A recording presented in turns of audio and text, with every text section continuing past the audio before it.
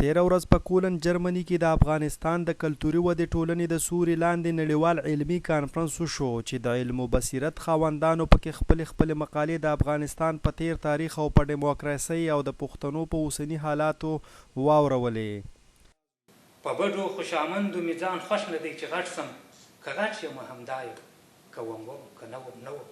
او ځینې څېړونکي باوري دي او وایي چې د هغه وخت پارلمان هم لکه د اوسني وخت د پارلمان په شان البته ټولې نه خو د بهرنیو د دسیسو ښکار شو او ځینو په شعوري او ځینو په غیر شعوري ډول د پردیو د ګټو لپاره کار او پښتون قوم د قدیم نه په علمي میدان کې پاتې راغلی دی او د هغې وجه دا نه وه چې د ذهني صلاحیت په حواله دا قوم غوندې د چا نه وروستو دی. په ذهني او اختراعي لحاظ پښتون قوم د حیرانۍ تر حده یو باصلاحیته قوم دی.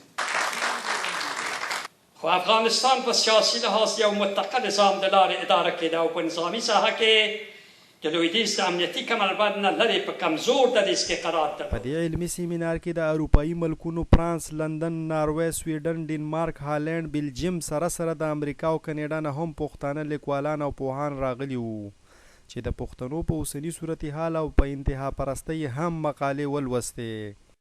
په اخیره کې د موسیقۍ بندوبست هم شوی و.